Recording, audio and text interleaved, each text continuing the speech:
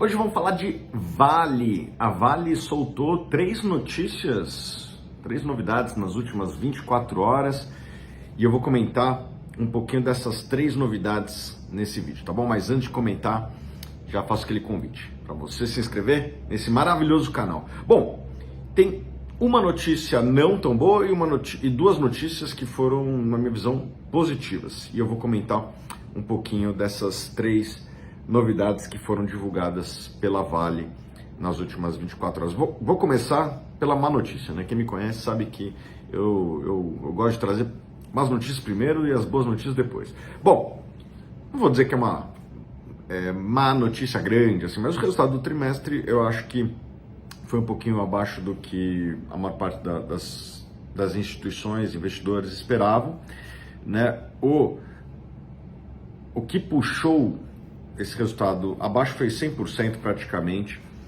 a queda dos preços dos produtos vendidos, né? O EBITDA, que é uma das métricas que as pessoas mais acompanham, né? Que é uma proxy do resultado operacional da companhia, caiu mais ou menos 25% em dólar quando a gente compara com o mesmo trimestre do ano passado, e isso foi praticamente 100% explicado pela queda dos preços das commodities, né? Uma empresa de commodity, ela tem basicamente duas variáveis importantes, né? Receita e custos. Receita é fruto de volume e preço, e custos são os custos operacionais, custos fixos e variáveis.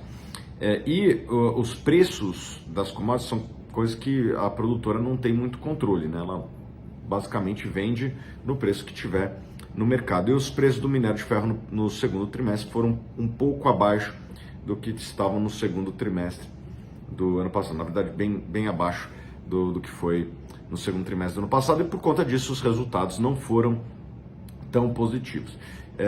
A boa notícia, né, e na verdade isso aqui é uma notícia que eu nem vou adicionar aqui aquelas duas boas notícias que eu falei inicialmente, né, é que o terceiro trimestre já estamos mais ou menos ali no 1/3 do primeiro trimestre, né? Estou gravando aqui no final de julho de 2023, então cada trimestre tem 3 meses, já foi praticamente todo o primeiro mês do terceiro trimestre do ano de 2023. E o primeiro mês do terceiro trimestre tem preços melhores do que a média do segundo trimestre deste ano. Então, se continuar assim, óbvio que o preço pode subir, pode cair, né? Mas se continuar nesse patamar, a tendência é que o resultado do terceiro trimestre melhore, né? Então a Vale basicamente está fazendo ali uma recuperação estilo símbolo da Nike, né? O primeiro trimestre foi mais fraco, o segundo já melhorou em relação ao primeiro, né? Ainda que tenha caído em relação ao mesmo período do ano passado, e o terceiro trimestre, pelo menos por enquanto, tudo indica que deve ser melhor do que o segundo trimestre, né? Os preços estão melhorando para o minério de ferro, que é a principal unidade, e a tendência também é que os volumes melhorem no terceiro trimestre. Então, se tem mais volume, se tem mais preço, a tendência é que, se os custos se mantiverem constantes, o lucro, né, da empresa tende a ser melhor já no terceiro trimestre. Bom, vamos para as boas notícias, né? A Vale finalmente oficializou a transação da Vale Base Metals, né? O que isso significa? Era a transação mais esperada da história recente da Vale, né? A Vale tem a divisão de minério de ferro, essa é a principal unidade da empresa, gera bastante caixa, e tem a unidade de metais básicos ali, puxado por níquel, cobre, e a empresa já tinha sinalizado que queria separar essa unidade de Base Metals.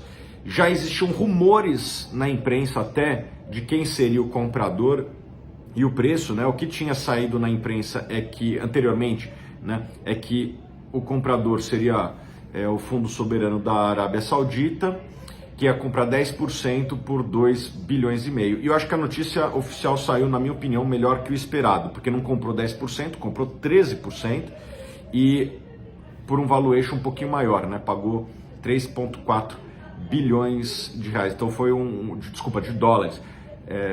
Então foi um valuation total um pouquinho maior e a participação um pouco maior, o que, na minha opinião, é positivo, né?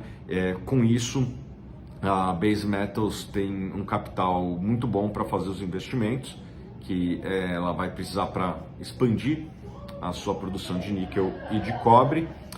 E a Vale Minerais, Metais Ferrosos, tende a ser uma empresa que vai pagar muito dividendo, né, e retornar capital para os seus acionistas. Então vai ter duas empresas dentro da Vale, né, uma mais de crescimento e uma mais de distribuição de dividendos. Bom, vamos para a terceira boa notícia que tem a ver com isso que eu acabei de falar. A empresa também anunciou JCP, né, que é uma forma de distribuir dividendos, né? Ela anunciou 8,3 bilhões, o que vai dar R$ 1,92 por ação. Se você é acionista da Vale, essa é uma outra boa notícia.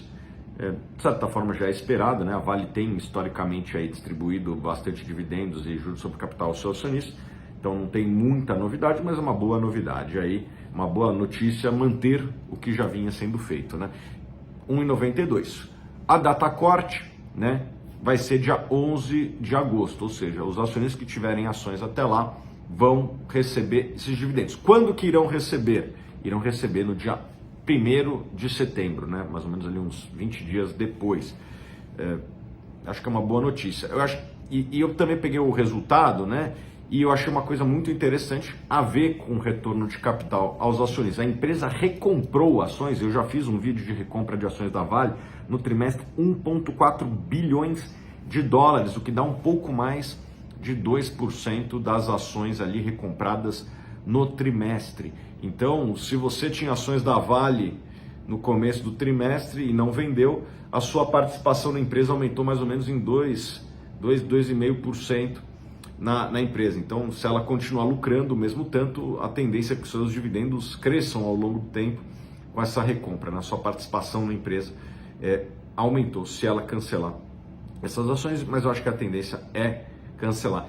E na minha opinião, a Vale tem sido uma empresa de commodities exemplar na alocação de capital. Ela tem investido o que é necessário para manter as operações e o que sobra ela tem distribuído na forma de dividendos, juros sobre capital e recompras. Eu acho o mecanismo de recompras muito interessante e eu acho que a Vale melhorou muito nesses últimos, 7 anos. Eu acho que muitas empresas de commodities, não somente a Vale, naqueles anos 2000, começo dos anos de 2010, fizeram muitas aquisições, alguns projetos que não se mostraram tão criadores de valor ao longo do tempo, e hoje me parece que a Vale está muito mais focada nas suas operações, não está fazendo muita aquisição, pelo contrário, está fazendo praticamente um spin-off, ele separando a Vale Base Metals, e tem distribuído capital aos seus acionistas de maneira significativa, e isso eu gosto muito, tá bom? E eu queria aqui fazer uma premiação. Quem escreveu o melhor comentário a respeito do que achou dessas 3 notícias da Vale aqui abaixo, na verdade, o comentário que tiver mais likes, mais joinhas, eu vou dar aqui um plano forecast, tá bom? O plano forecast do Status Invest é uma ferramenta que eu uso praticamente todos os dias, que os analistas de mercado, não somente a Suno como outros, eles fazem as suas projeções de várias empresas, inclusive da Vale, e com isso você consegue ver as projeções de lucro, de receita, de dividendos que os principais analistas do mercado estão fazendo para a Vale, para a Petrobras e para outras, quase todas as empresas do Brasil. E você consegue ver, acho que é a única ferramenta que, pelo menos que eu conheço, no Brasil, que disponibiliza para os seus assinantes, né, a projeção dos analistas de resultados e dividendos, né? O plano forecast custa, acho que por volta de 20, 30 reais lá no site Status Invest, mas eu vou dar para quem escrever o melhor comentário, na verdade para quem tiver mais likes, né? Não vou ser eu que vou escolher, quem vai escolher vai ser vocês, tá bom? Então bota seu comentário aqui abaixo e também dá like no melhor comentário. Nas próximas 24 horas eu vou escolher e depois eu procuro através das redes sociais o vencedor, tá bom? Beijo grande!